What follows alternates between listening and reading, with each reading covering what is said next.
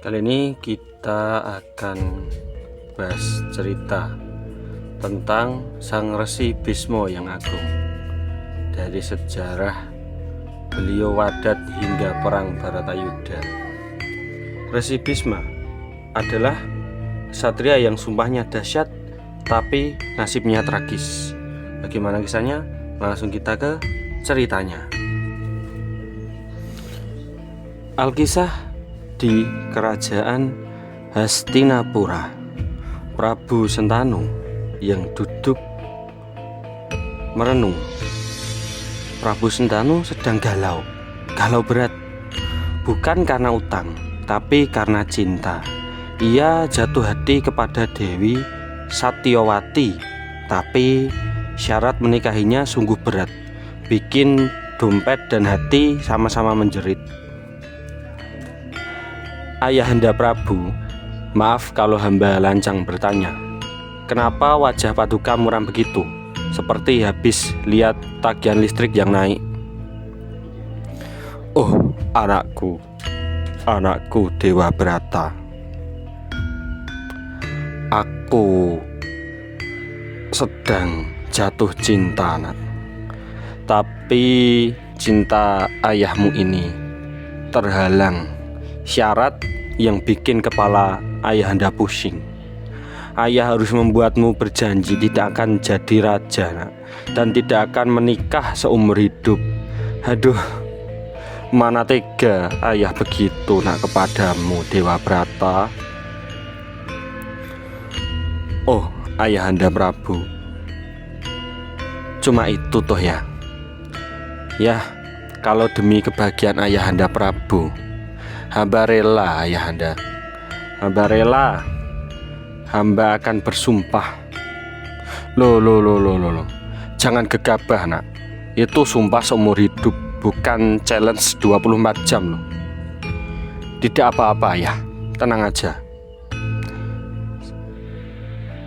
Wahai para dewa, saksikanlah. Aku Dewa Brata bersumpah tidak akan menjadi raja dan tidak akan menikah selama-lamanya, asal ayahanda bahagia. Saya bersumpah akan menjaga kerajaan Hastinapura sampai titik darah penghabisan. Oh, anakku, astaga, nak, sumpahmu luar biasa. Mulai hari ini namamu bukan lagi Dewa Brata, tapi Bisma, Resi Bisma yang agung. Orang yang sumpahnya dahsyat. Sebagai balasan, ayah beri anugerah. Kamu bisa memilih sendiri kapan kamu akan mati. Tapi jangan sering-sering dicoba ya, nanti malah on goal duluan loh. Nah, begitulah cinta sejati, rela tidak menikah demi kebahagiaan orang tua. Tapi ya kasihan juga ya, hidup jomblo abadi. Gagah sih, tapi nasibnya nyesek di dada.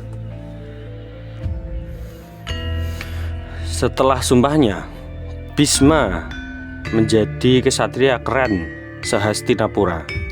Suatu hari, ia memenangkan sayembara dan membawa pulang 3 putri dari Kasi untuk adiknya, yaitu Wicitrawirya. Tapi siapa sangka, salah satunya malah jatuh cinta kepadanya, Dewi Amba, sang ratu baper sejagat raya. Kakang Bisma, aku tidak mau menikah dengan Wicitrawirya. Hatiku sudah terlanjur cinta mati untukmu, Kakang Bisma. Waduh, Dewi Amba, jangan gitu dong. Aku ini sudah sumpah tidak menikah. Masa sumpah dibatalkan gara-gara kamu yang cantik ini?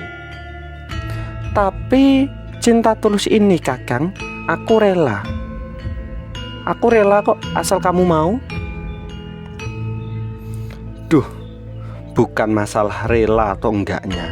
Ini masalah kontrak sumpah, Dewi. Kalau aku langgar, bisa kena denda karma nanti. Baiklah kalau begitu, Kakang. Dengarkan sumpahku. Aku akan lahir kembali dan aku akan menjadi penyebab kematianmu, Kakang Bisma. Aduh, lo jangan main-main gitu, Mbak. Ini bukan sinetron, ini kita akan berangkat ke kerajaan Hastinapura loh. Tunggu saja Kakang Bisma. Di kehidupan berikutnya aku akan kembali. Nah, ini dia akibat cinta bertepuk sebelah tangan. Dari baper jadi dendam. Kalau sekarang sih kayak habis ditinggal pas udah bayar sewa wedding organizer. Tahun berganti, Bisma menjadi kakek yang bijak. Tapi kini ia dihadapkan pada ujian yang paling berat. Pandawa dan Kurawa berseteru, dan kakek Bisma harus memilih. Hatinya ke Pandawa, tapi sumpahnya mengikatnya di pihak Kurawa. Duh, dilema tingkat dewa.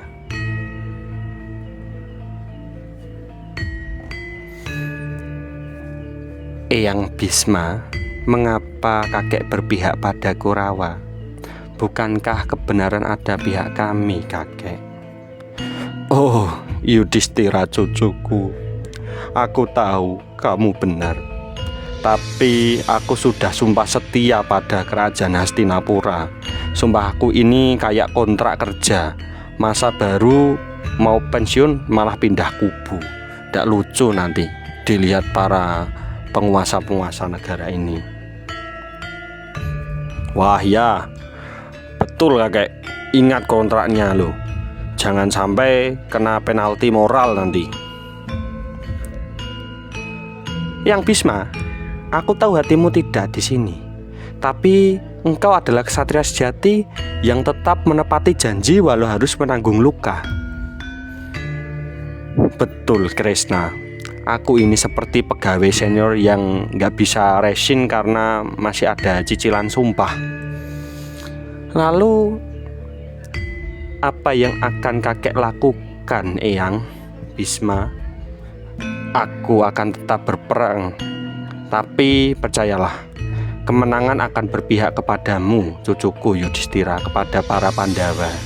Di mana ada Kresna, di situ ada kebenaran. Dan di mana ada kebenaran, disitulah ada kemenangan. Nah, begitulah pemirsa, meski Bisma berada di posisi yang salah, hatinya tetap benar.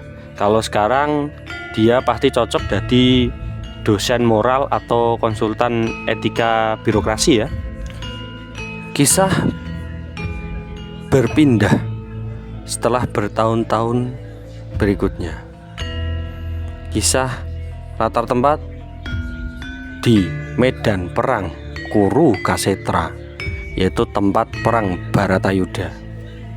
Inilah perang yang pernah terjadi di jagat Bharata. Pandawa dan Kurawa saling berhadapan. Tapi di tengah semua itu ada satu sosok yang tetap gagah berdiri, yaitu Bisma yang agung, sang ksatria yang setia pada sumpah. Ia tahu hari ini mungkin hari terakhirnya, dan di medan perang itu takdir pun mempertemukannya dengan seseorang dari masa lalunya. Kakek Bisma, cepat serang mereka, jangan kasih kendor. Ingat, kita harus menang, kakek. Iya, sabar Dur. Kakek sudah tua. Ini armor saja beratnya kayak bawa tabung gas 12 kg loh. Eyang Bisma, Kakang Kresna, lihat itu kakek Bisma. Aku tidak sanggup melawannya, Kakang. Dia guru dan keluargaku. Dia sang legenda perang, Kakang Kresna. Ya, kalau kamu gak sanggup, kita suruh yang lain saja. Bukannya kamu yang paling jago, tapi kok baper melulu, Jun? Lalu siapa yang bisa menghadapi kakek Bisma tanpa melanggar dharma, Kakang Kresna? Tenang. Enggak usah khawatir. Sudah ada yang menunggu giliran sejak lama. Dia wanita yang dulu pernah disakiti oleh Bisma.